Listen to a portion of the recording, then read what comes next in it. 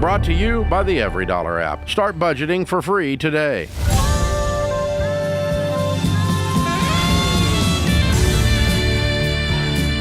Live from the headquarters of Ramsey Solutions, it's The Ramsey Show, where we help people build wealth, do work that they love, and create actual amazing relationships.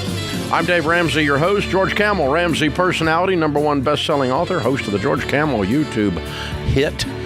He's my co-host today. Open phones here at 888-825-5225. The call is free, and some say the advice is worth exactly what you pay for it. Adam starts off this segment in Knoxville, Tennessee. Hey, Adam, what's up? Hey, Dave. We've been listening to you guys since about last May. Awesome. Thank you. We've gotten started on the budget and everything. We started using the EveryDollar app right away. It seems like, though, that once we get it, we've gotten things kind of ironed out in the budget, but now it always feels like there's a fight every time we go to discuss the budget, mostly because she feels like I just make the budget and then go over it with her, but she always feels like I just make it and don't give her any input. Mm-hmm. Okay, so you're like me. You're the nerd in the house, and she's the free spirit. Yeah, I guess so. Because for like the last 6 years, we didn't even do a budget. I would just work, and she would take care of the bills. And so now I've kind of taken that role. Sure, but if we were to ask you who the detail organized person is in your house that actually kind of has a love affair with spreadsheets, it would not be her. No, it would not. It would be you. Okay, that's my point. Okay, so we used to do this long riff in Financial Peace University about nerds and free spirits. And one of the things we would teach the nerds is once you lay the budget out, slide it across the table to her. And rule number 1 is shut up. You're not allowed to talk. You're only allowed to force her to talk.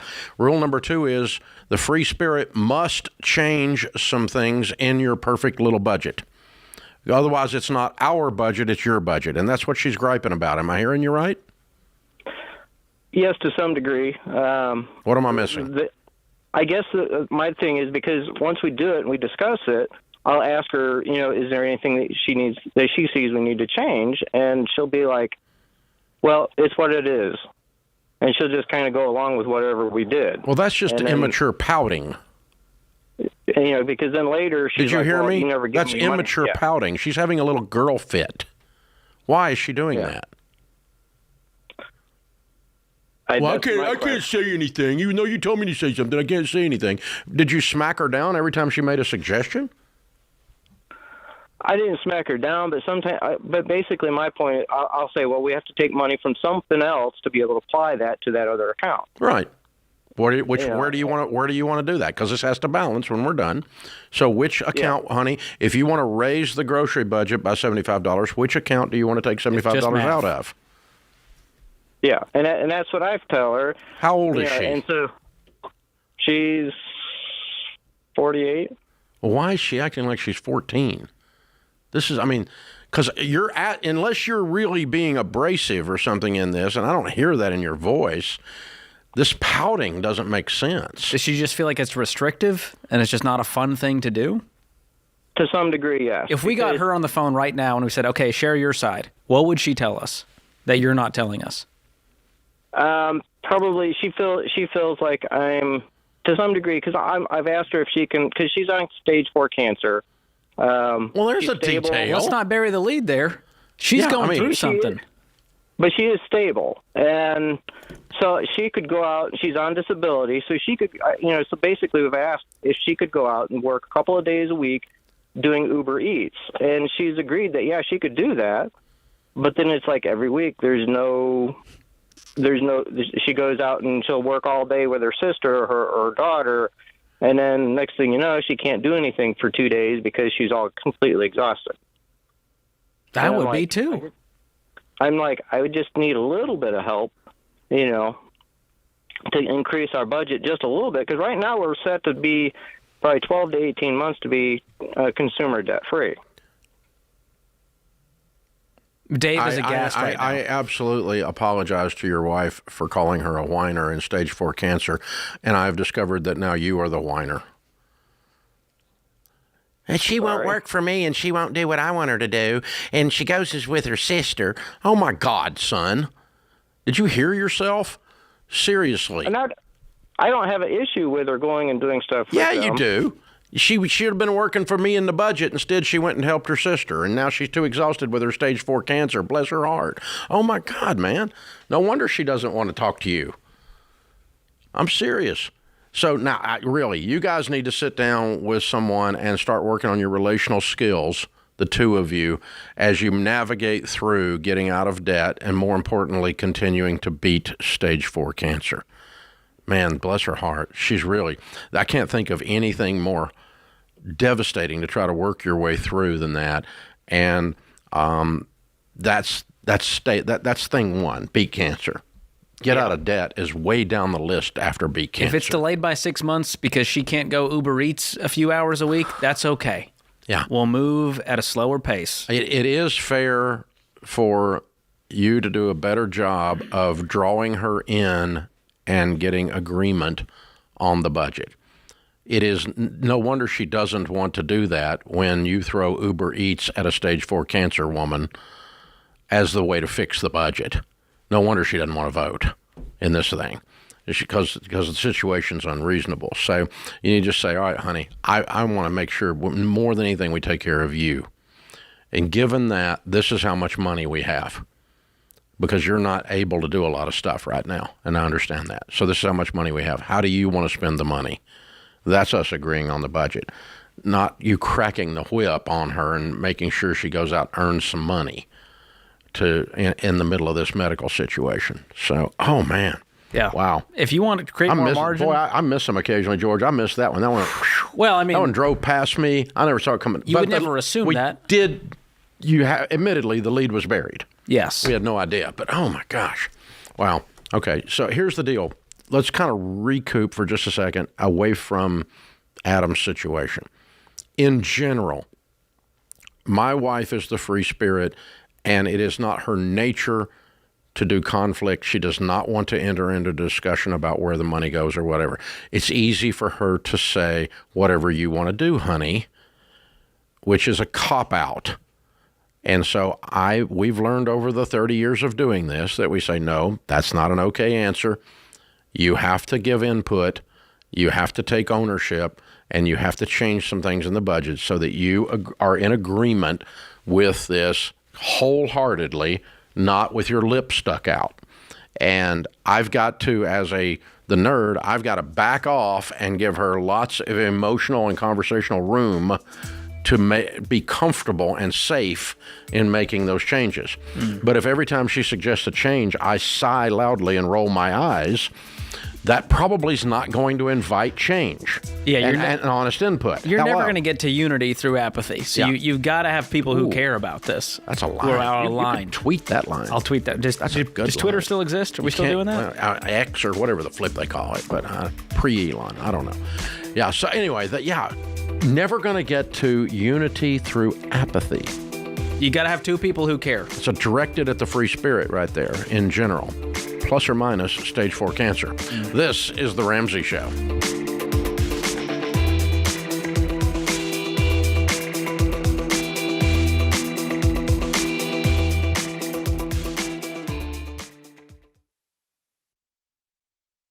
Statistics show that half of Americans don't have enough life insurance, or they don't have any at all. I don't understand this, John. Why don't people want to take care of their family? They think they're going to die or something?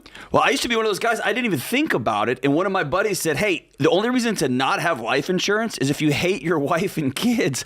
And I immediately went and got term life insurance. That's a gut punch. And, you're telling me, and for decades, Dave, I've sat across people who've lost a spouse. They've lost somebody important to them. Me too. They don't know what to do next. Me right? too. I mean, you're going to have a crisis here. And, you got two options while you're sitting and talking to a young widow. She's concerned about how she's going to invest all this money properly and not mess this up, or she's concerned how she's going to eat tomorrow. That's exactly These are the right. two options. And take care of your dadgum family, man. Term life insurance can replace income, pay off debts, cover funeral expenses, so your family can actually have the opportunity to just be sad. Yeah. To just miss you. That's exactly what it's supposed to be. It's saying I love you to your family. Term life insurance. Jeff Zander and the team at Zander Insurance makes it easy and affordable. I've used them personally for 25 years. They're the only people I trust. Go to Zander.com or call 800-356-4282.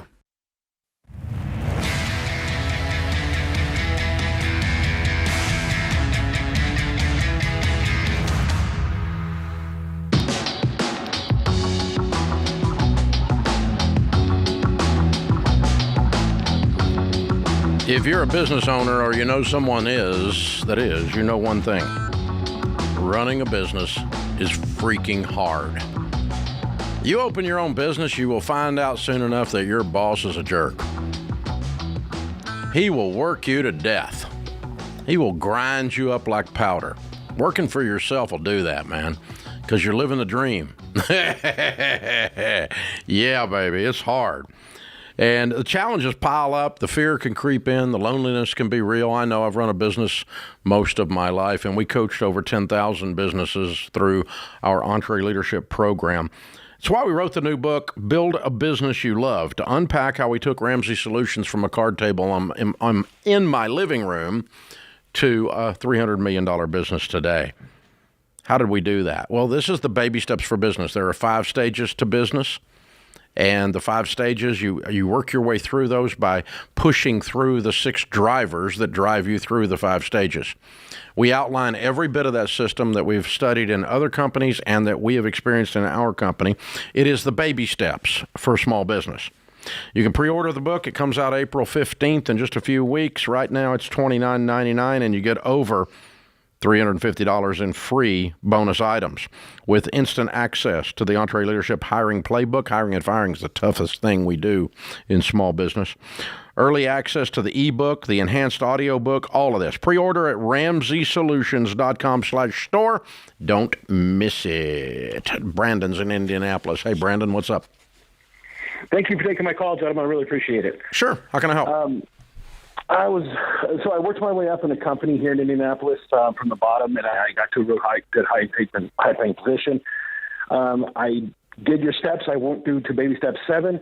We were in a great position. I was getting ready to invest in possibly some rentals on the side, and then I was laid off.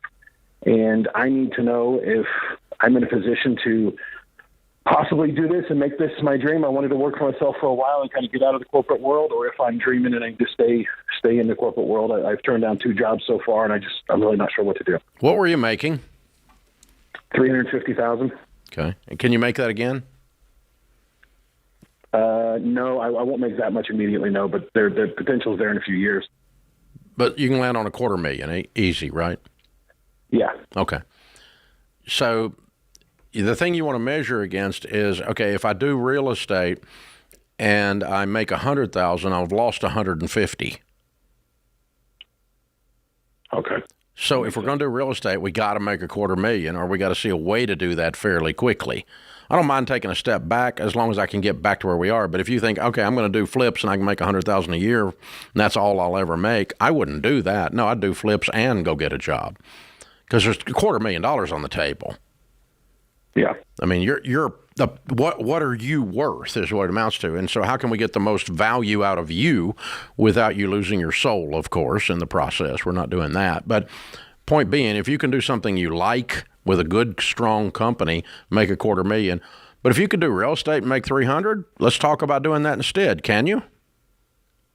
I don't know. I don't think I can immediately know. No, I mean, it wouldn't be immediately. What are you talking about doing? Investing and flipping, or what are you talking about?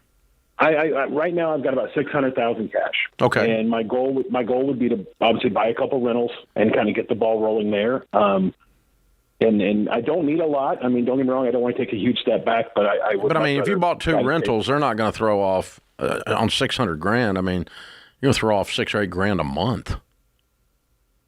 Yeah. What were these offers you passed up? Another high-paying position here in Indianapolis for a data and IT services, and then another company doing a very similar job of what I was before. Did you have an idea that you might want to do flips? Because you can make more on that than you can. The rentals are slow burn. They're a great investment, but they're a slow burn. I would love to do flips. I just don't. I don't know anybody. I don't have anyone to trust in the area to do them with me. I don't know a good contractor. I don't know how to judge, repairs. Yeah. Okay. Because I could take the 600 and see making 300 with it. With doing flips. Yeah, but you'd have to know what you're doing. You could also lose 300, but that's yeah. I've heard so many horror stories. There's a lot of the other them. thing is. The other thing is obviously leave it in the market, but I've done that. I really kind of wanted to try to. Yeah, but you can do all of that and still work, which means we've got $250,000 a year laying on the table.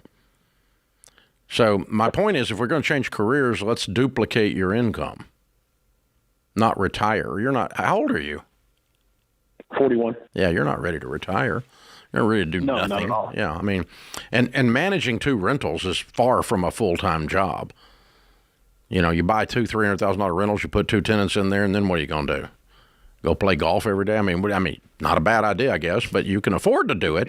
But I'm just thinking, what would I do if I was you? I would want to maximize my earning potential while heading towards the self-employment. So maybe you take the new job with the idea we're going to take 3 years of working on flips on the side and learn the flip business to where I can make really good money in the real estate business, and I'm going to move that way with some of this cash gradually with, getting contractors lined up, getting some people lined up that are in my corner that can mentor me on this, find some people that are actually successful that aren't doing it on TikTok, for God's sakes, but they're actually doing it.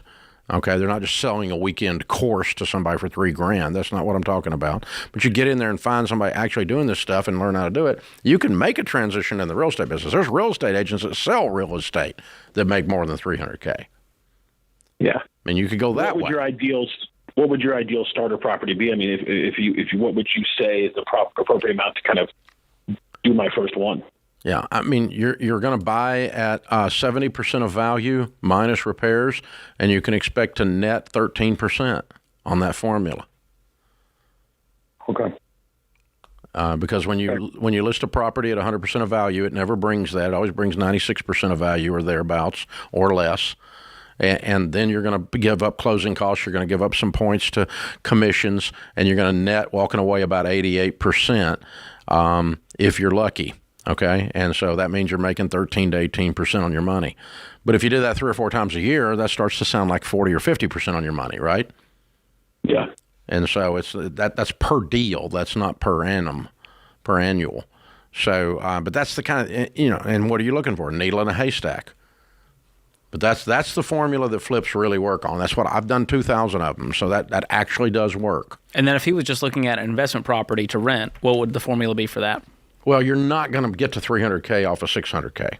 He's looking at more like a few grand a month. I'm trying to figure out a way he gets in the real estate business and makes That's the long-term makes play. $200,000 or $300,000 a year doing something in the real estate business. So it's probably going to move into that gradually while taking the $250,000 job. I like the idea of taking the $250,000 job and using that to fund his real estate ventures. Yeah. That's the move until it spins off enough money. And go ahead and start doing them as your side job. Start going, okay, I'm going to do flips as a side. I mean, you can do 3 or 4 flips as a side job without a trouble in a year, and you make some money and learn the business, and then you're not just throwing $600K against the wall and hope it sticks, which is what these people on the social media crap do.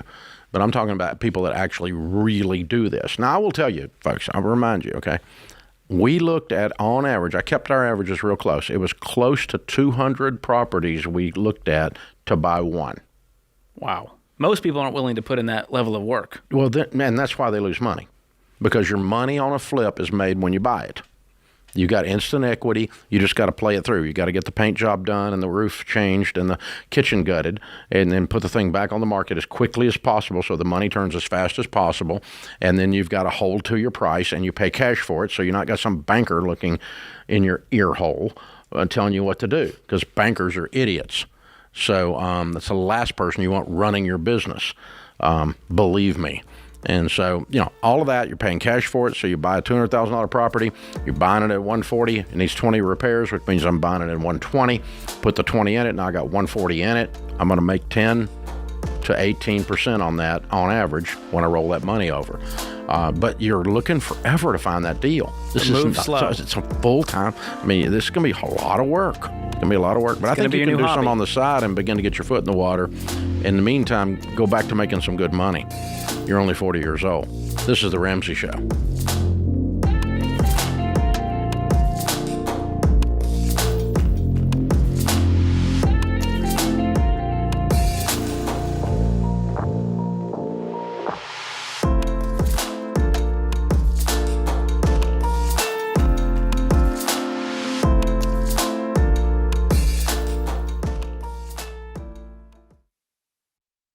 What does the future hold for business? Ask 9 experts and you'll get 10 different answers. Economic growth or a recession? Business taxes will go up or down. AI will help us work, or it will replace us all. But there's no such thing as a crystal ball. That's why more than 40,000 businesses have future-proofed themselves with NetSuite by Oracle, the #1 cloud enterprise resource planning system. Ramsey Solutions uses NetSuite, and you should too. Whether your company's earning millions or even hundreds of millions, NetSuite helps you respond to immediate challenges and seize your biggest opportunities. With one unified business management suite, there's only one source of truth for the visibility and control you need to make quick decisions. NetSuite's real-time insights and forecasting help you see into the future with actionable data. And when you're closing the books in days, not weeks, you can spend less time looking backward and more time focusing on what's next. And speaking of what's next, download the CFO's Guide to AI and Machine Learning at netsuite.com/Ramsey. It's free at netsuite.com/Ramsey.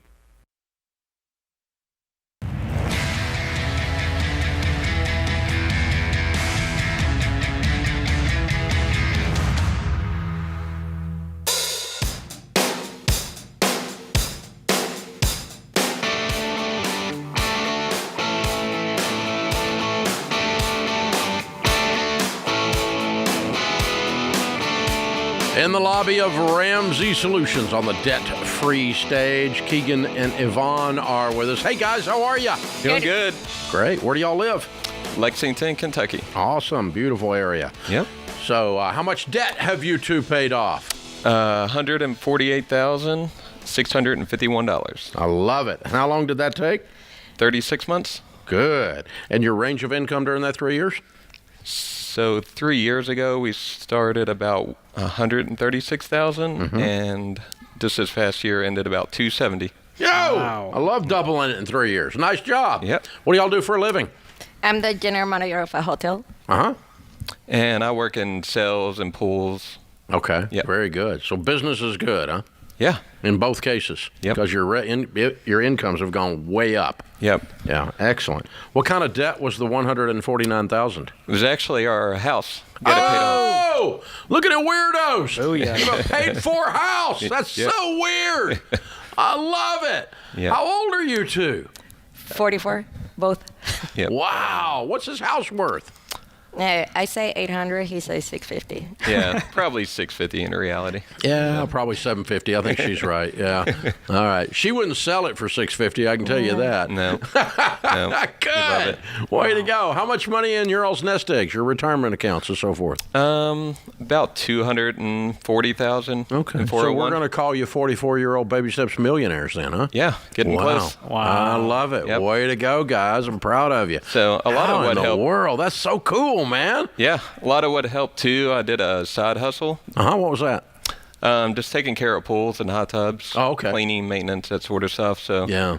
So that's what I work doing. So just after hours, before work, after work, just was doing that. I could turn into some real money. Yeah. Yeah. So Yep. you're in pool sales, and I then do you were like, hey, sales. by the way, I can maintain this for you. Yeah, I know a lot about chemistry of water, so just taking care of pools, cleaning, maintenance, that sort of stuff. And no one wants to deal with it. No, we don't offer that at my work, so I would just do it before and after work. So no competition to the boss. That's good. No. Yeah, Yep. good. Yep. Very So- good, man.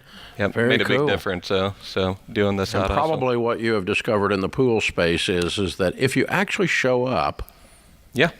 if you just do that, Yep. you don't Show have up any on competition. time. There's Yep. no competition. Yep. Because they just don't even show up, much Yep. less, and you can charge almost anything you want Yep. because you actually showed up. Yep. It's crazy. Yep. There's not many people that do it I'm or know telling what they're doing. So, They don't know yep. what they're doing, and they don't show up. Can you tell this has happened? Yeah. So anyway, Yep. very cool, man.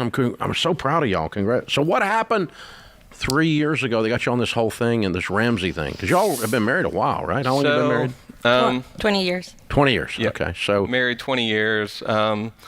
So we never had any debt, anything like that for like cars. It was always just a house. My mom, she's actually over here. She helped kind of lead the way. So as for being kind of the first gen, Dave Ramsey, changing the tree and the family tree. So she really did that. And so she was following us. yeah, she's And always you guys followed. look up after 17 years of marriage and went, okay, we're going to pay off this house. Yeah, a lot of it was that, but then just, we did make the mistake of when we moved in our home 10 years ago doing a 30-year fixed. So when COVID hit, we refinanced and to 15, and that just really made a difference. We did it with a local credit union, and by doing that, really showed like on my accounts, I could see the difference in traction of like, hey, we can get this paid off. Well, so much more is going to principal on that 15-year instead of interest. Yeah, it just made a big difference there. And then also where it was a local credit union, just whenever I got on my accounts, I would see a negative. So it just made me feel like, we need to get in the positive, Yeah. With our son's here, he's 17, our oldest is in college. So just wanted to get it done before they started college. Yeah. So, Well, now you got all your cash freed up and you can pay for college. Yeah. Yep. Excellent. Yep. Well We got done. the guys. 529. We have that all set up and Wow. taken care of. Yep. Very good. Very good. What was the hardest part of this whole thing? Just all the work, all the hours. This No. past year was a lot of work. No shopping. Yeah. Yeah. No shopping. That's right. We're getting the Yeah. house paid off. Yeah. I wouldn't call it no shopping. We were pretty Not enough lenient. shopping for her. Yeah, How's that? Not There enough we go. for her. So, yeah, but she checked out your all's little shopping over here and got some shirts and souvenirs. Got some so- swag from the Yep. Ramsey cafe Yep, store. yep, That's awesome. Yep. We Very stayed fun. in Franklin last night, so it was nice, looking Yeah. around and Made a fun trip out of it. yeah. Very Celebrate. good. So- Well, we're glad you're here. We're proud of you guys. Yeah, thank you. I'm sure your mom's proud of you. She made Yep. the trip with you to cheer you on, right? Yep.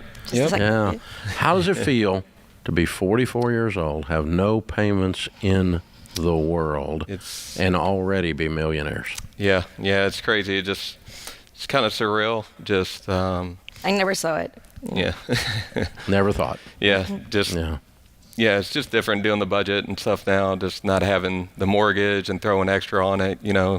For years we just felt like we didn't have money, even though we did. We just wanted to, actually, get the house paid for, get everything paid for, and just now all the money we have, it's ours. We can do what we want. I love it. So, I love it. I'm proud of y'all. Yeah. Very, very, very well done. Very good. What do you tell people the key to getting out of debt is? Just, I think just making the budget and then just being on the same page with your, spouse and both agreeing on things makes a big difference. But the budget's big. So, yeah. Yeah, really good. Good job, guys. And working your tails off while you're at it. And a lot you of guys work. aren't scared of work. Yeah, a lot of work. So, now that that's paid off, we can kind of scale back a little bit and take it easier. And Have you cut the side hustle? I have not. It's actually getting larger, so I don't know. Hey. So we don't know what the future might lie, but we'll see what goes on. So. God's sakes, hire somebody to go do it. Yeah. That's Well, great. my son's done a little bit of it, so he's helped out. So. Oh, that's good. Yep. That's good. Family business is brewing. Yep. I like it. Well done. What big thing are you guys going to do to celebrate other than making the trip here to do this? To take her shopping some more. And Shopping spree.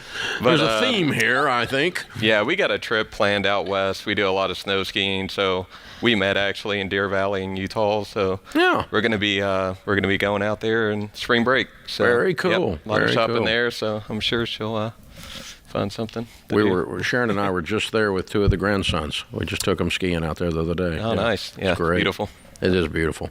Well done, guys. Proud of you. Excellent job. All right, bring your son up. And you said he's 17? 17. Yep. 17, and his name is? Nico. Nico. All right. Well done. Good stuff. All right. It's Keegan, Yvonne, and Nico. Lexington, Kentucky, $149,000 paid off in 36 months, making $136 to $270. House and everything. That asset added with their other assets makes them baby steps millionaires. They followed the baby steps and they did it at age 44. You're looking at real people that did it, boys and girls. This is how it's done. It can be done in America, but you have to take the bull by the horns, and they did. They did it. They took the pool equipment out and used it all evening after work and used it to get out of debt. Well done. Good stuff. Keegan, Yvonne, and Nico, count it down. Let's hear a debt-free scream. All right. 3, 2, 1. We're debt free.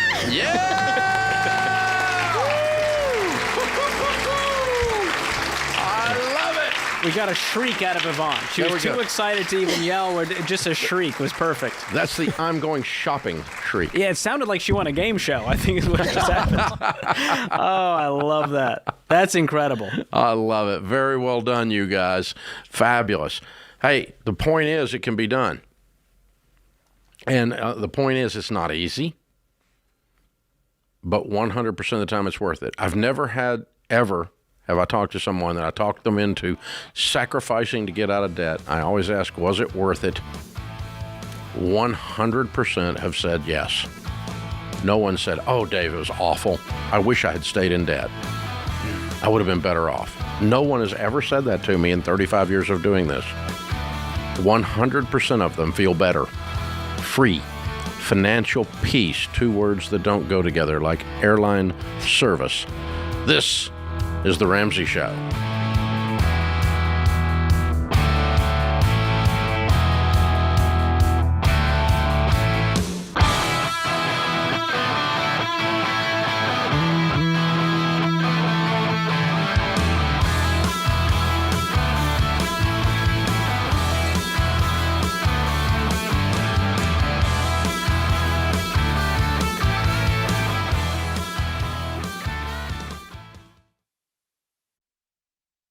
This show is sponsored by BetterHelp. All right, so I was born and raised in Texas, and I love the myth of the lone cowboy.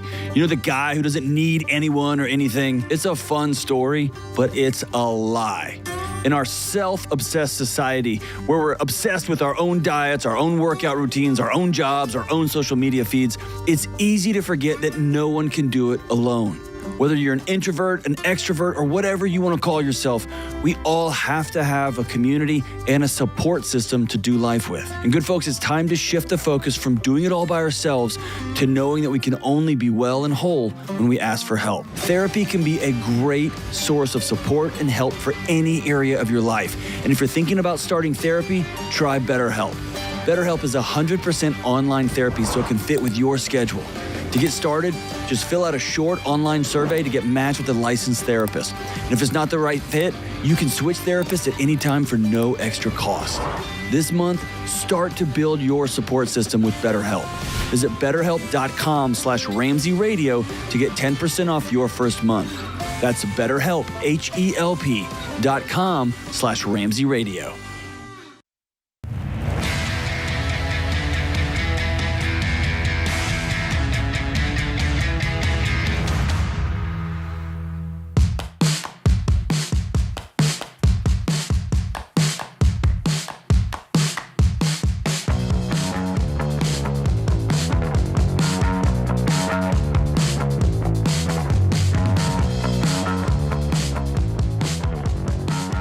The Ramsey Show question of the day is brought to you by Why Refi. Feeling stuck with defaulted private student loans? why refi can reduce your payments, help you regain control of your money, get you out of default, and get you paid off. They'll show you how to do it. The first step is to getting unstuck is to visit the website. Go to yrefy.com/Ramsey. That's the letter Y, REFY.com/Ramsey. Might not be in all states. Today's question comes from Justin in Minnesota. Many people think that for a person to become wealthy, other people must lose wealth because it's a limited pie that is sliced up unequally. I think wealth can be created through innovation, for example, and therefore not limited. What is your opinion of this? Well, Justin, you would be correct. This is a great philosophical... The pie theory is someone that is ignorant of basic economics. The size of the economy shrinks. That's called recession. Grows too fast and too much. It's called inflation. The economy is constantly growing in size. The number of dollars moving around the economy today is way different than it was in 1776, darling. So this idea that we've simply been swapping at the size of the slices of the pie around since 1776, we would all still be living in log cabins shooting muskets. That's dumb, okay? Obviously, the economy, the size of it changes. So you don't, if someone that believes that by getting money that someone else is being taken from automatically is a fixed pie theory, and it just shows ignorance of economics. It's that simple. A good way to explain, I love Rabbi Lappin's picture. It's one of my favorites of all times on this. He said, the economy, and he's an Orthodox Jewish rabbi, wrote a wonderful book called Thou Shalt Prosper, about prosperity. He said, and he addresses this exact issue. He says, the economy is not a pie where if you get a bigger slice, someone else gets a smaller slice. The economy is more like a candle. When you light it, it doesn't take away from yours. It just adds light. And so the economy, because money moves just exactly like that. You can show several examples on how money actually grows. So Justin, you're right. Innovation is a good example of that. And so money is literally created, and no one is the lesser for it. Now, if there were only two people on the planet, when George took some of my money, I would have less, he would have more. If we both placed a bet and I was right and Dave gives me his money, he lost, I win. That's where that would make sense. Exactly. But the stock market is different. If an Apple share goes up in value because the company is worth more and they make great products, nobody lost in that scenario. It's because they sold more of those little iPhone thingies. Hello. And that's why Apple has more money than Egypt. Literally. And so it's pretty crazy. Yeah, but that's it. And so it's economies are created. And you can also, another place to look at that, Egypt made it come to mind, but not picking on Egypt. That's just a joke, but it also happens to be statistically true. But if you go to a country that is underdeveloped, that has a weak economy, what is the difference in that and what we call a developed country where it has a strong and booming economy?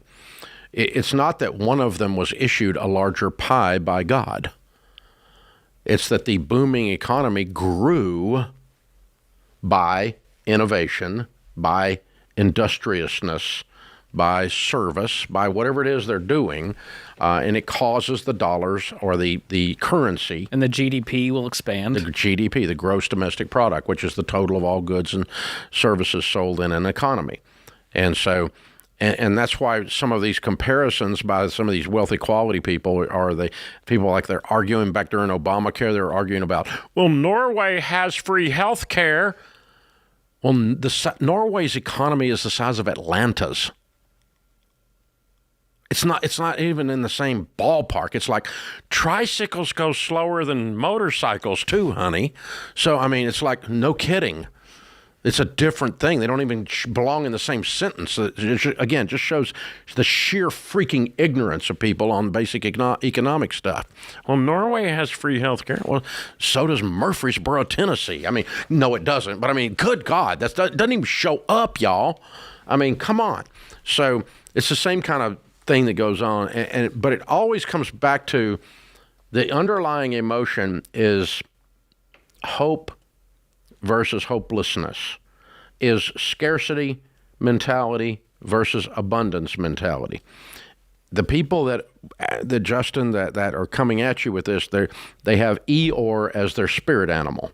It's like, oh, it's bad. It's always going to be bad. It's always been bad. The little man can't get ahead because the big guy's taking all the pie.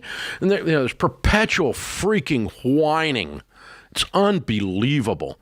Instead of getting up, throwing your shoulders back, leave the cave, kill something, and drag it home. Shut up. So it's basically, I'm broke because other people are rich, and that's not fair. Because I refuse to actually look at the real problem, which is the guy in my mirror. You know, it's like I'm going to blame Dunkin' Donuts because I have a belly, because I can't stay away from their donuts.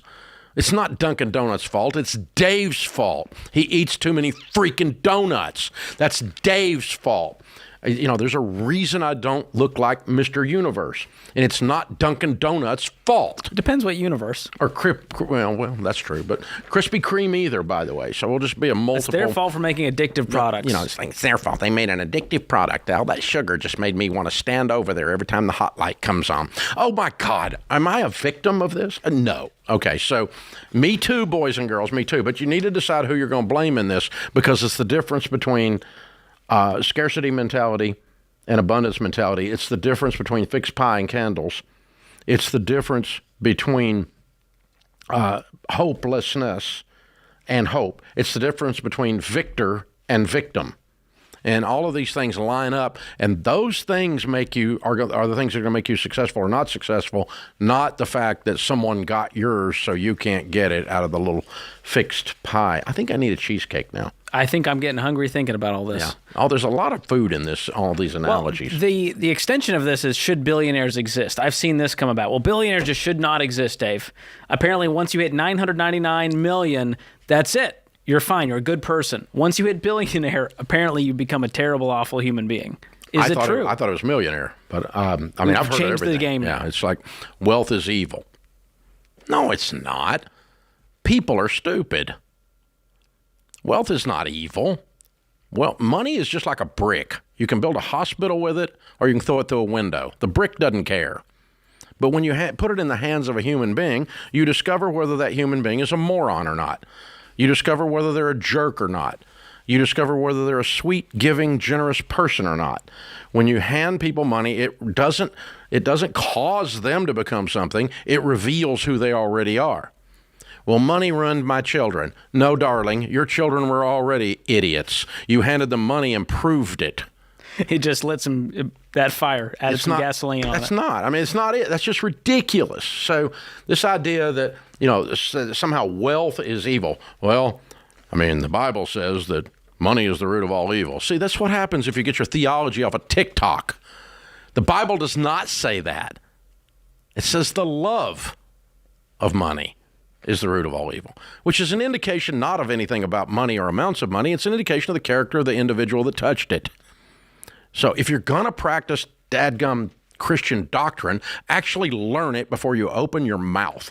God, this stuff is so aggravating to me. And so this idea that somehow someone has done something wrong in America because they went and helped a lot of people and made a lot of money in the process. No one was pissed off when I sold a $12 book called Financial Peace out of the back of my car, and I sold 10 of them, and I was starving to death. When I sold 10 million of them, somehow people got pissed off. Now you're greedy, Dave. Now I'm greedy and I take advantage of poor people. Oh my God. See, this is the problem if you ever read comments. If you read the comments after articles, you know why some species kill their young. So, oh my gosh.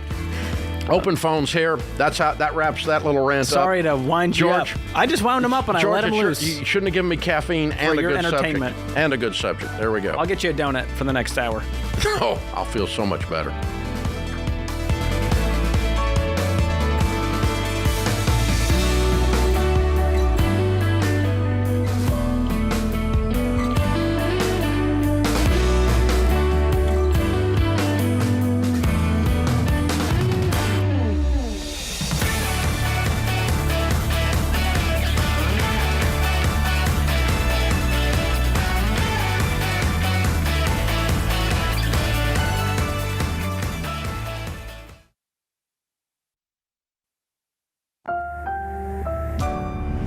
brought to you by the EveryDollar app. Start budgeting for free today.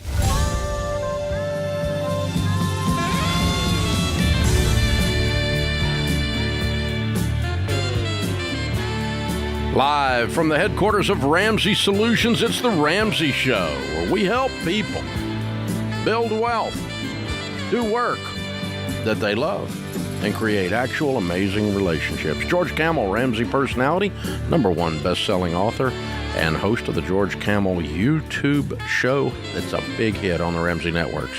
Be sure you check that out. He's my co-host today. Emmanuel is in Raleigh, North Carolina. Hi, Emmanuel. How are you? Good afternoon, hey Ramsey. How are you doing? Better than I deserve. How can we help? Yes, sir. So my question is in regards to how I can approach my parents to get them on board with working the baby steps and getting out of debt. Very difficult. Are you on board? I am. How's it going? My fiance and I.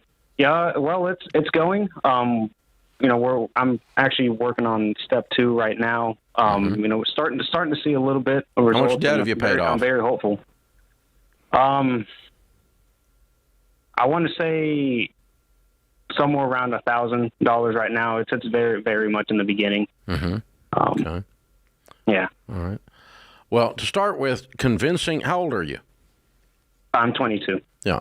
When you're 22, convincing your mom and dad to do anything is very hard. Period. Yeah.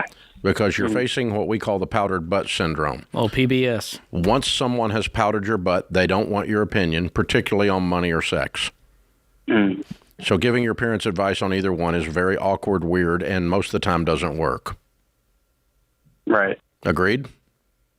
Yeah. If you want to throw in one more, we can throw in religion. That'll piss them off, too.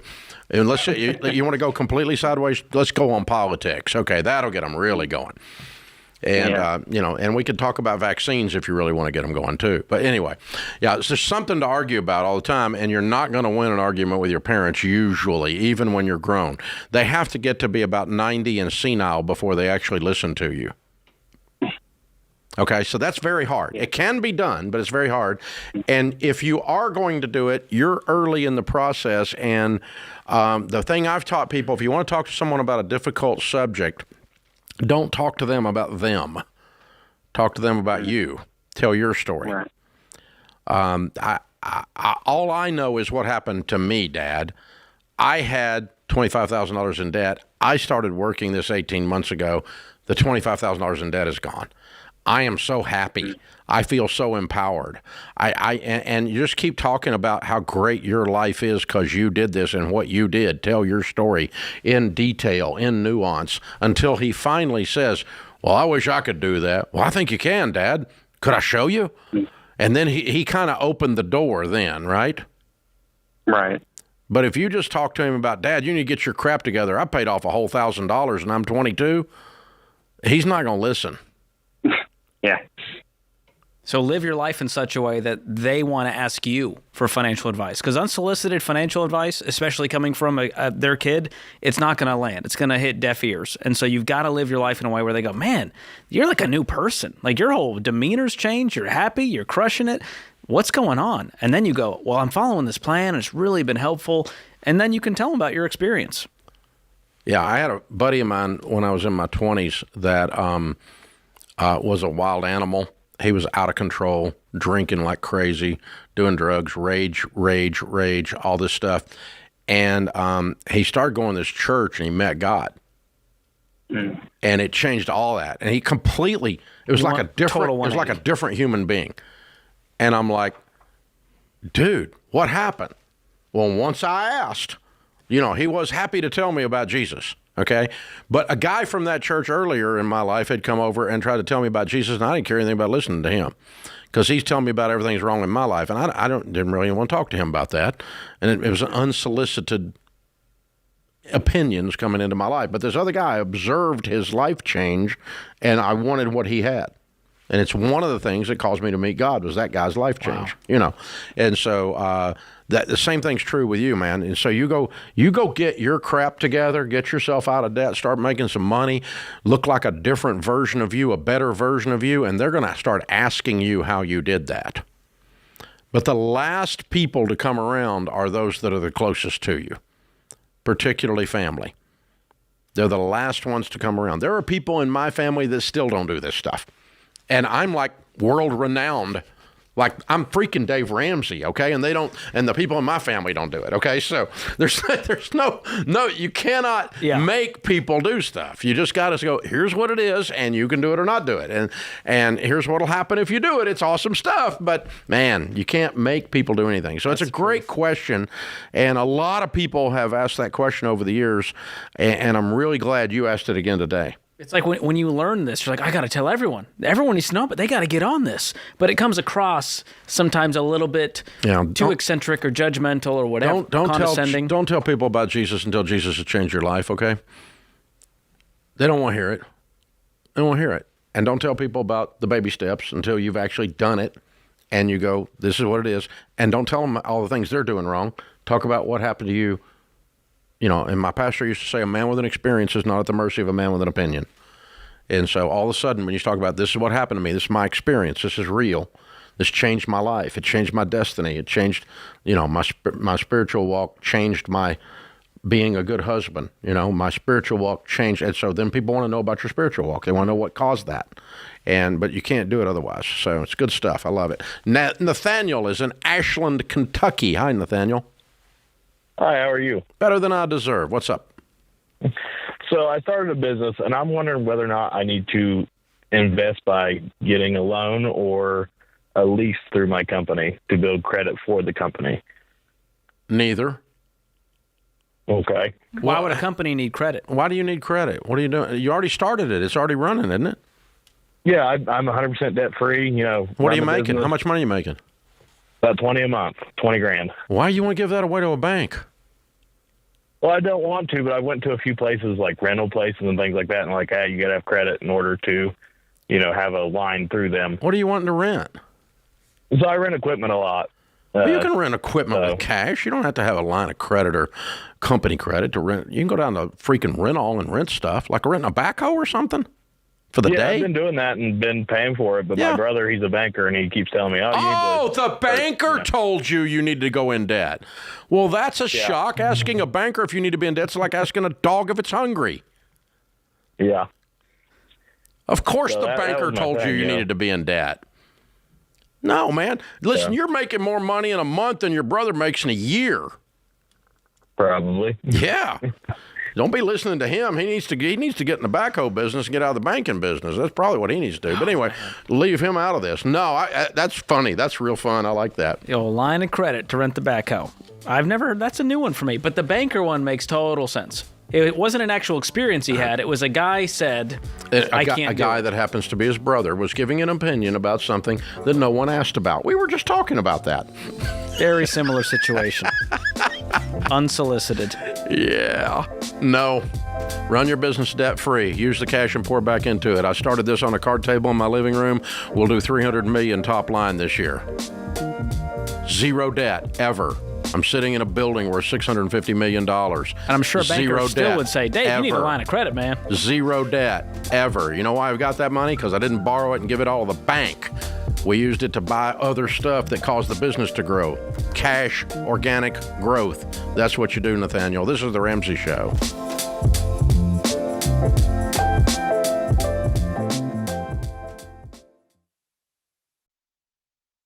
Hey guys, what's up? It's Jade Warshaw. And look, if there's anybody who knows about student loan debt, it's me. My husband and I had $280,000 of it. But we were able to dig ourselves out, and you can too. If your student loan payment and interest rate are burying you, refinancing could be the solution. Now, I recommend contacting my friends at Laurel Road today. Through their online application, you can get an initial rate quote in less than 5 minutes. And if you have a more complex situation, you can schedule 30 minutes to talk to an actual human being. Thank goodness. Laurel Road makes it simple. There are no fees involved, and you could save thousands over the life of your loan. Remember, You should only refinance if it makes sense in your situation. So, if you're looking for a low rate or a shorter term so that you can pay off these student loans fast, talk to my friends at Laurel Road about their competitive interest rates and how you could actually get a lower rate by signing up for autopay. Listen, nobody's coming to save you from your student loan debt. If you want it gone, you can't mess around.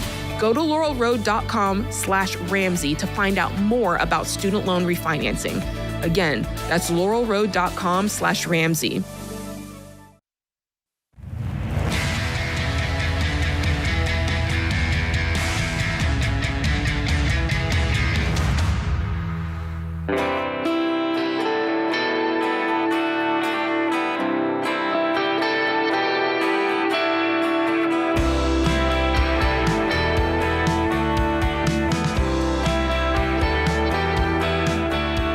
George Kamel, Ramsey Personalities, my co-host. Jeremiah is in Indianapolis, Indiana. Hi, Jeremiah. How are you?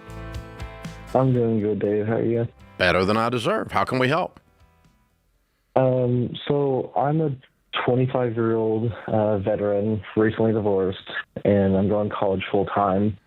And I'm currently in about $27,000 in debt. And I guess I'm calling for a recommendation on, I guess, the best way to get out of this debt and build a better financial future for myself and my daughter. Good for you. Thank you for your service. And thank you for the support. Which branch did you serve in? I was in the Army. Okay. Thank you again. Yeah. What are you studying in college? Computer IT. Good. And obviously the military benefits are paying for that, correct? Yes. And you get a small stipend monthly also, right? Yes. Okay. So you have enough to eat on, but the debt is bearing down. Now, how much are you earning any income? Are you working at all? No. So all my income comes from the stipend from school and then my military disability. What's the nature of your disability? Mental health and a few like physical issues. Okay. So you're in combat? No. Okay. All right. Are you able to work? Yes, I am. But I do. You have custody of your child? I have 50-50 custody, but I have her throughout the day, and her mom gets her 2 nights a week and then every other weekend. Okay, so how are you going to college doing that? All online. Oh. So it's flexible enough that when you don't have her, you can do your coursework. Yes. How long before you graduate? I believe like 2.5 years. Okay. All right. Well, I mean, you've had some you've had some bad stuff happen to you. You go through a divorce. You're coming out of the military on disability. I mean, you got some things that have kind of knocked some of the confidence out of you. Would that be fair to say? Yeah. Okay. Because I can kind of hear it in your voice a little bit. I think you're probably better than you think you are. I think I hear stuff down inside of you right there that's pretty incredible, and I think you need to tap back into that and dream again and smile again and get past some of these things that are in your rearview mirror and quit living those over and over and over in your brain. Does that make any sense? Yeah. Yeah. I mean, that's just a guy talking to another guy. Dr. John, the therapist, is not here, so me and George are stuck with. Just us two. Well, what kind of debt is your $27,000? To break it down, my truck has $11,000 on it. It was paid off, but me and my ex-wife dumbly consolidated all of our loans and used the vehicles as collateral. You got all the debt in the divorce? No, she took her personal debt and her credit cards and her vehicle that had collateral on it, and then I took all my debts and my vehicle and her debts that were on your truck. No, we split it up, I guess, evenly down the middle. I'm saying that you reconsolidated her debts and put them on your truck, you said, didn't you? Yeah, so both of our vehicles got used as collateral. Oh, okay. So there was some of it on her, some of it. But, I mean, you ended up paying her debt when you paid this truck off, is my point. So, okay. Yeah. All right. So here's the good news. It's only $27,000. So if you go get a side hustle while you're going to school and taking care of your kid, in addition to your stipend, let's add $2,000 a month to the budget, and we'll be done in 14 months. Yeah. So that's $500 a week. $500 a week, man. I mean, that's not even a good part-time job. Yeah. I guess I would just need to figure out what to do with my daughter mostly, because I don't have her 2 nights a week and every other weekend. You can make $500 during that time when she's not there. Or you can do something with IT while she's taking a nap. How long has the divorce been final? Since the beginning of February. So I'm still kind of like getting back on my feet. Yeah, so you're still trying to breathe. Budget. Yeah. Yeah. Have you been making a budget every month? So I just recently got the every dollar back and put my budget together. Good. How's it looking? Well, it looks awful. It's not got any income. Is it all expenses and very little income? Are you drowning every month? Yeah. Has to be, isn't it? So, rough, like, I have money. It says I have left over to budget, and I somehow don't have it at the end of the month. Yeah, well, that's you. You got to impact the budget, make the budget behave. But, dude, a normal human being 1 month after divorce is not functioning at full capacity. A normal human being is still grieving, hurting, playing the tapes over in your head, wondering. That's a normal person. If you were functioning at A+ level right now, I would call you weird. You following me? It's like sociopath level. Yeah. I mean, you're in low power mode right now. I'm going to give you permission to cry a little, be mad a little. I'm going to give you permission to hurt a little. But I'm also going to say the way you fix this is create some income. Okay. It doesn't fix the emotional stuff, but you're in the midst of this emotional turmoil. Go make some money, and you can at least get rid of the stress that the debt is providing. And so let's figure out a way to bring in $500 or $1,000 a week, and then let's get out of debt as fast as we possibly can. And the weird thing is that when you're working and you're tired from working, you don't spend as much time going over and over and over and over all the crap in your mind. But when you're bored, you go over and over and over and over all the crap in your mind. And you spend. When you're too tired to even go spend money because you've been working, that helps too. You're right. You're right. People that work all the time don't spend as much as those that sit at home and look at Amazon. When you're bored, that's when the scrolling starts happening. That's when the old cart gets full. Yep. And you start scrolling the ex's Instagram, see what she's up to. Ooh. Yeah, that's dark. Ooh. That's real talk. That just happened. That just happened. Yeah. Well, hey, let me. If he doesn't get already, off social media, get off Amazon, go work a lot. Can we give him every dollar premium in case he doesn't have it? Let's make sure we hook up our vet friend with that. So hang on the line. Christian's going to pick up. We'll make sure that you're not paying for every dollar premium as our gift. Yeah, for sure. Mike's in Hartford, Connecticut. Hey, Mike, welcome to the Ramsey Show. Hello. Thank you very much. Appreciate it. Sure. What's up? Had a question about, my wife and I are in a healthy amount of debt, and we're not sure if we should sell the house to get out of it to try and kind of, reboot and start from ground zero. How much debt? Total is about 150. Counting the house or not? Not counting the house. How much of the 150 is cars? 20. Okay. What's the other 130? About 70 in credit cards, 50 in college tuition, about 3,000 in medical. Okay. So the credit cards are where you're spending more than you make. Why? This house hurt us when we bought it. We had a lot of setbacks with the house and had to, because we didn't have the money to do the work. You bought a money pit. We did. A very nice one. What's the house worth today? Probably hard to say. 650. What do you owe maybe on it? 475. Okay, so if you had $300,000 in the middle of the table and you didn't have this house, would you go buy this house again? No. Sell it. I don't think you need to refinance. You just need to sell it, pay off your debt, rent for a while, and build a foundation. Yeah, sell it and pay off your debt. You got $150,000 left over because you're going to put $300K in your pocket, and you got $150 start towards the next property, and you're going to buy a much better property next go round because you are smarter from the pain. With no debt and an emergency fund. Bad thing about pain is it hurts. Good thing is it's a freaking thorough teacher. You won't do it again. This is The Ramsey Show.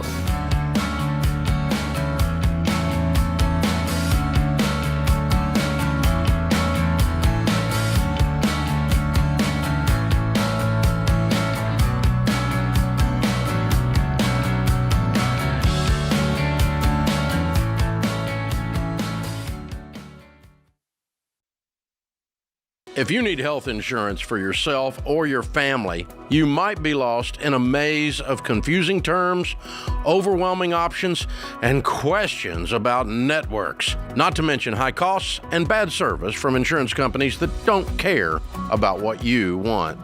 Common concerns like those are why I'm proud to recommend Health Trust Financial. They've been working with Ramsey for over 20 years, and they're the only Ramsey trusted health insurance broker. Health Trust Financial takes an unbiased approach to finding you the best health insurance for your situation.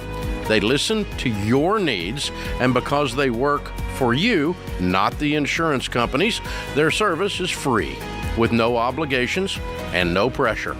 Here's the best part. Health Trust Financial customers typically save an average of $500 a month. Health Trust Financial is your one-stop shop for unbiased advice about health insurance options to make sure you don't overpay. So get out of the maze by going to healthtrustfinancial.com today. healthtrustfinancial.com.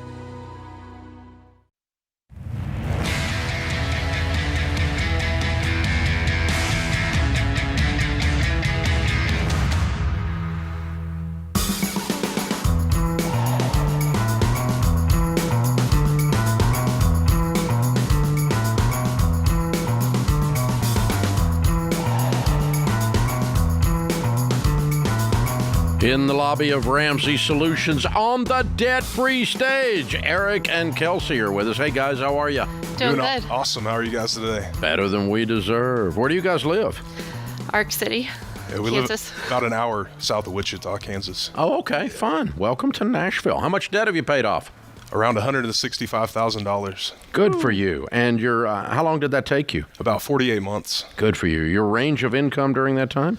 Anywhere from $65,000 to $85,000. Cool. What do y'all do for a living? I'm a hairstylist and essentially a stay-at-home mom, too. Mm-hmm. And then I'm a math teacher in middle school. So. Awesome. Very cool. What kind of debt was this $165,000? Pretty much everything. We had a truck loan, and we ended up paying off our house, too. So. Oh, it's your house and everything. Yeah, so. What do you mean ended up? Like it just happened? Yeah, ended up just paying off the house. Oh, I just accidentally fell into that. Yeah, way to go, man. Thanks. What's the house worth? Oh, about 150 probably. So. Okay. Awesome. Very good. So, all right.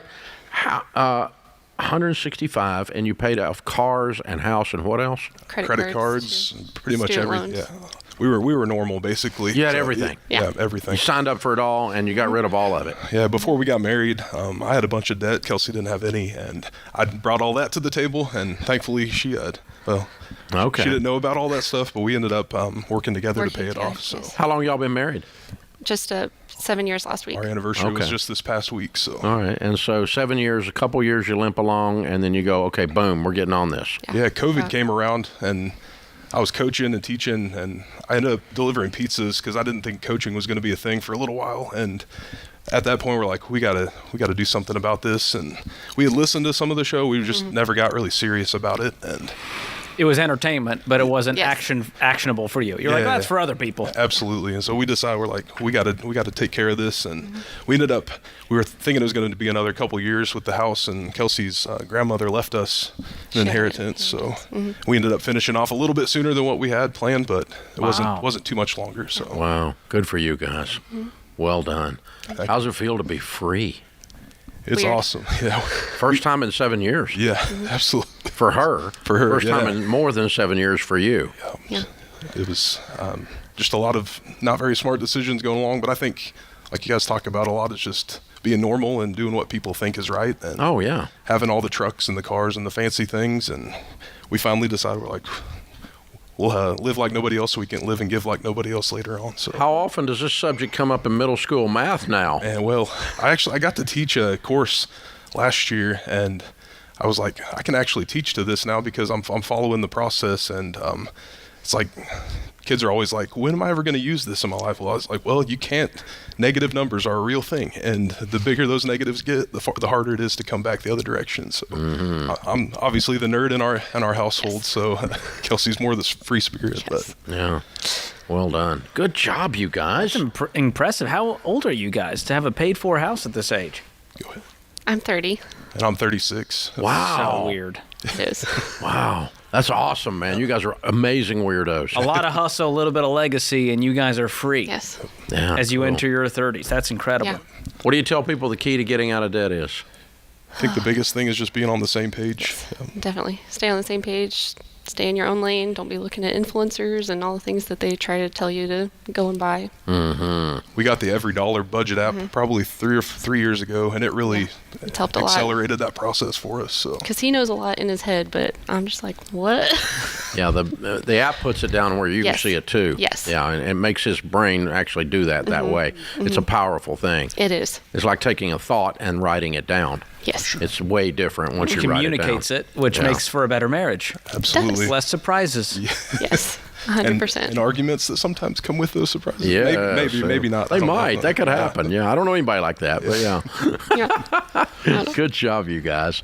What do you tell people the key is? The budget? Is that it? And working together, you Staying said. together, yeah. All right, very good.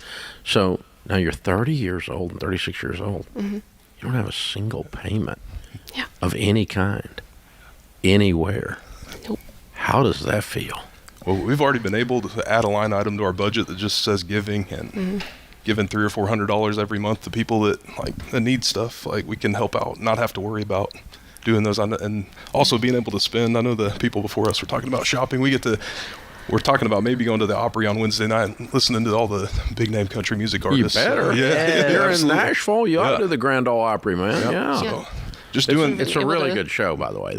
Being able to do stuff like that is just freedom. That freedom that you guys talk about. So you can make a decision like that while you're on the road. I like it. It's good stuff. Yeah. Wow, I'm impressed. So you've been staying at home now for a few years. How long has it been? I'm part-time, so I go in a few days a week and do some hair and everything. But most of the time, staying with the girls for about 2 years now. Wow. Did it take the weight off when you became debt-free? Because I know staying at home is a luxury for a lot of people where they go, we can't afford it. And now you guys can afford it. We can. Yeah. That's incredible. Good job. All right. And you brought the kiddos with you. Yes, Are some of them going to join you for the Scream? I think so.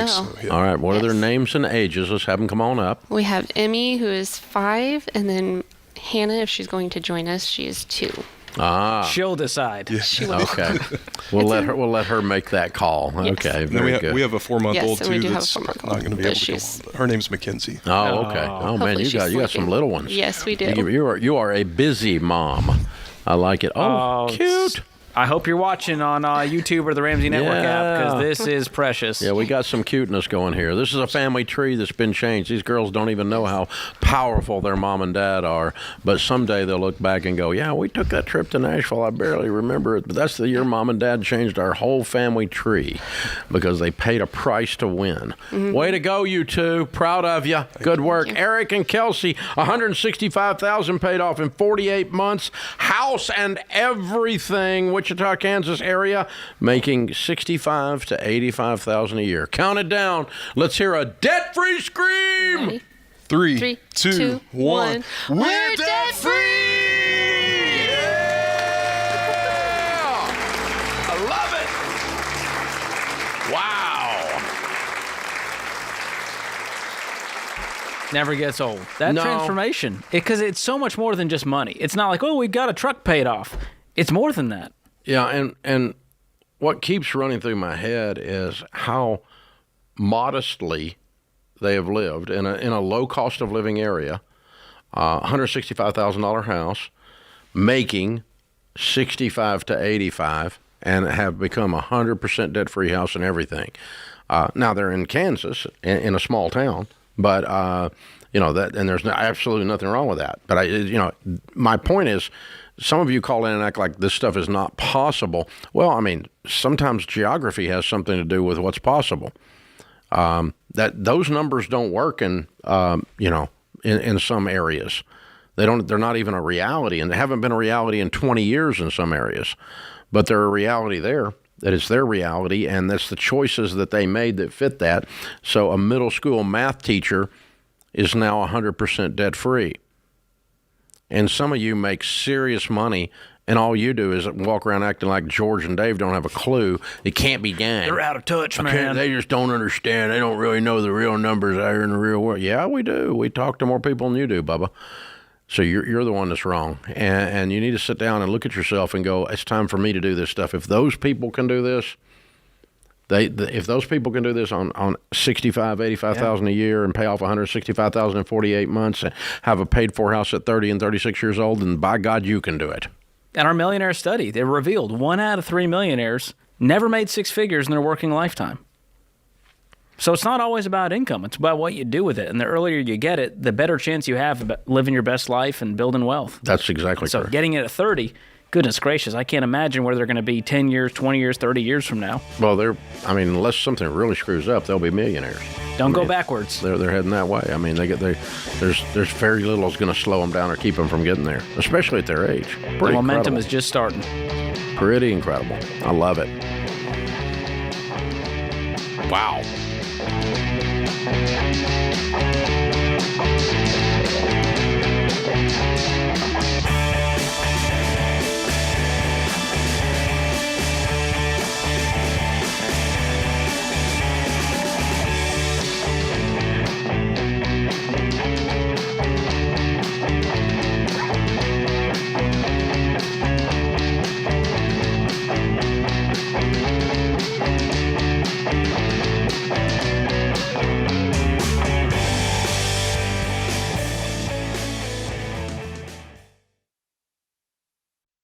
What does the future hold for business? Ask 9 experts and you'll get 10 different answers. Economic growth or a recession. Business taxes will go up or down. AI will help us work, or it will replace us all. But there's no such thing as a crystal ball. That's why more than 40,000 businesses have future-proofed themselves with NetSuite by Oracle, the #1 cloud enterprise resource planning system. Ramsey Solutions uses NetSuite, and you should too. Whether your company's earning millions or even hundreds of millions, NetSuite helps you respond to immediate challenges and seize your biggest opportunities. With one unified business management suite, there's only one source of truth for the visibility and control you need to make quick decisions. NetSuite's real-time insights and forecasting help you see into the future with actionable data. And when you're closing the books in days, not weeks, you can spend less time looking backward and more time focusing on what's next. And speaking of what's next, download the CFO's Guide to AI and Machine Learning at netsuite.com/Ramsey. It's free at netsuite.com/Ramsey.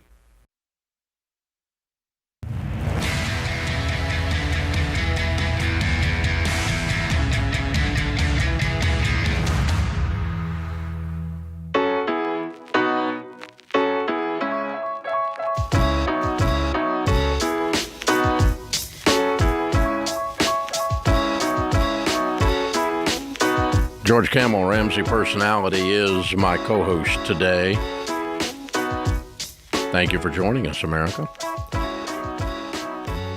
Tamima and Ophir, I think I got close on that. Is that close, guys? Are on the line from Trenton, New Jersey. Did I get even close on those names? Yeah, thank you. Cool. How can we help? Hi. I've been listening to you guys for years from Israel, and I'm honored to have the opportunity to speak with you now from New Jersey. We're finally at the point financially where we can save money and put your plan in place. As we build our emergency fund on baby step 3, the only debt we ever took out was our mortgage. We are worried that we might run into an emergency that we won't be able to fund alone. My husband's worried that without owning a credit card and building credit, we won't be able to borrow our way out of a big emergency if the need arises. We don't have any close family ties to rely on in case of an emergency, and we want to set ourselves up for success. We're also kind of frustrated through baby step 3. So if you have any words of encouragement, and what would we do about big emergencies? And also, without a credit card, we were not able last week to take out to rent a car. We had to actually rely on a credit card that we still had with us, luckily, from Israel. What would we do in those kinds of situations without a credit card? So you're Israeli citizens? Yeah. Okay. And you have now moved to the States permanently? We have now moved to the States. We're living here. Okay. Are you dual citizens or green card? Yes. Well, I'm a dual citizen. We're applying for my husband's green card right now. Right. Now that you're married. Okay. All right. No, we've been married for almost 10 years. Okay. Okay. But you've been living in Israel. Right. Okay. And what brings you to the States? My husband's learning in Princeton on a full scholarship and a stipend. Excellent. Okay, cool. Well, welcome. We're glad you're here. Thank you. All right. So I think it's fair to say that living in Israel would give you a different perspective on emergencies than living in Trenton, New Jersey. Would that be fair? Pretty much. Yeah. Yeah. I've been blessed to visit Israel several times, and depending on where you're walking around, you feel absolute peace or sometimes absolute tension in the air.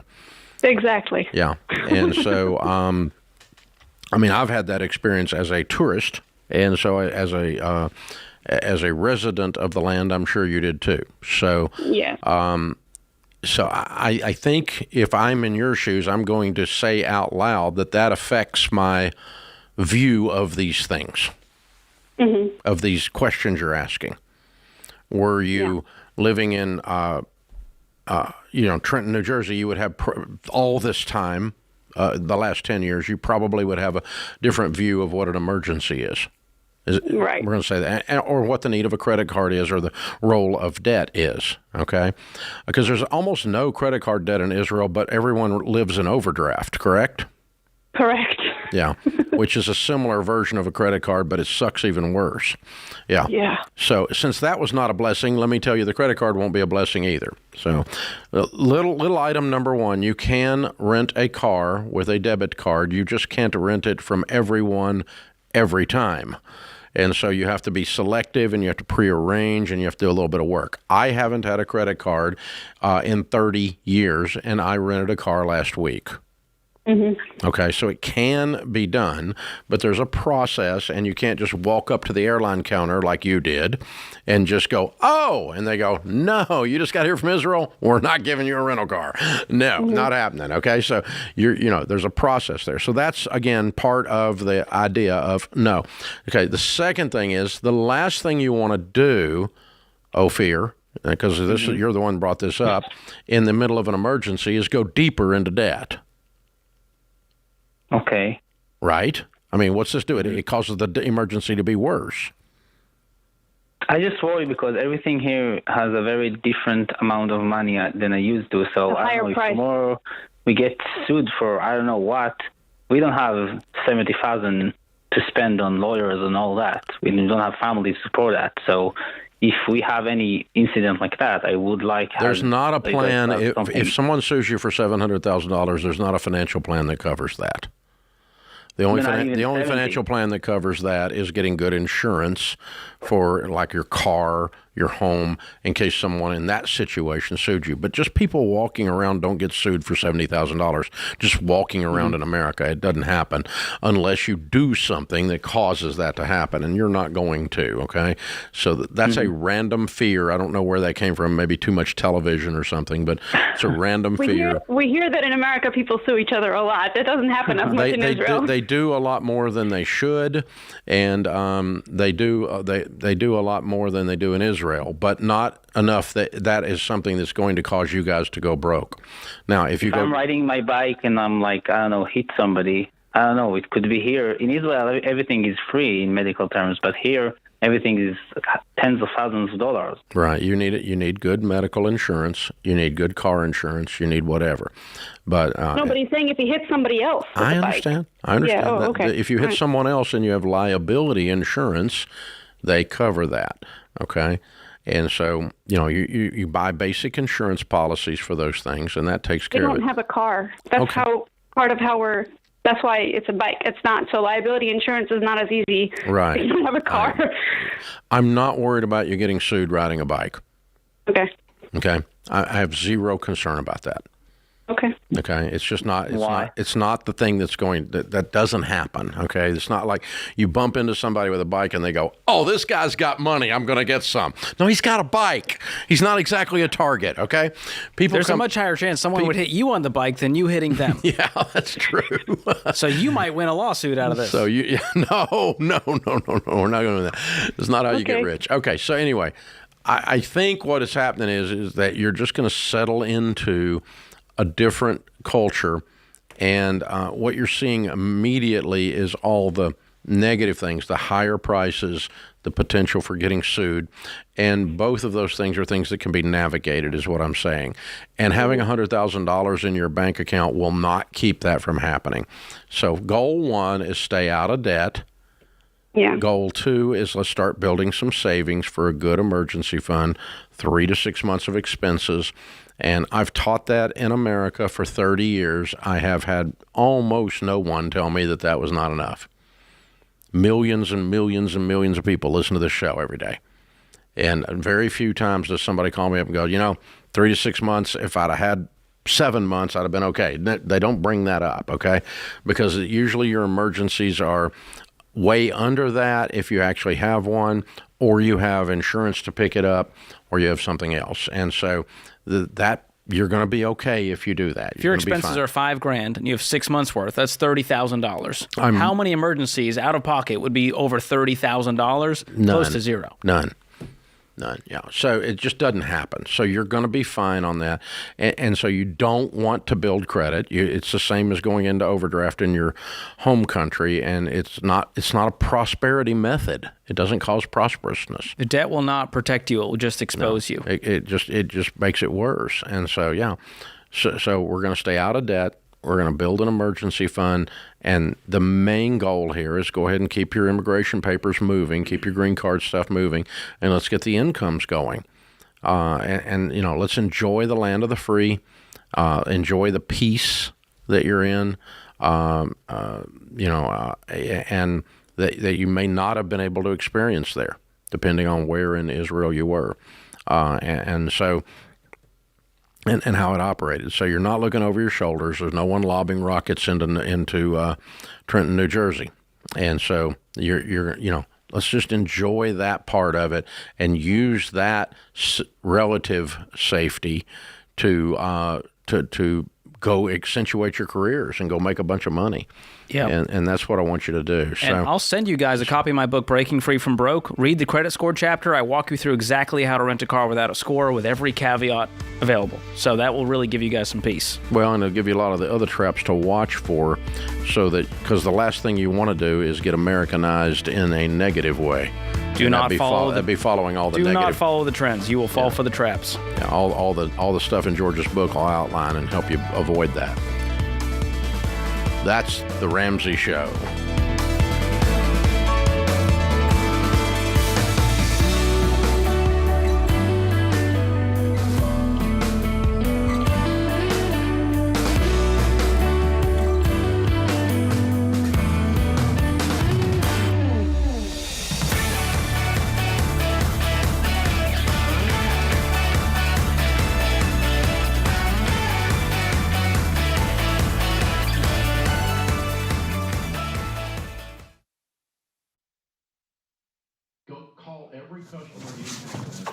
Hey, what are you still doing here?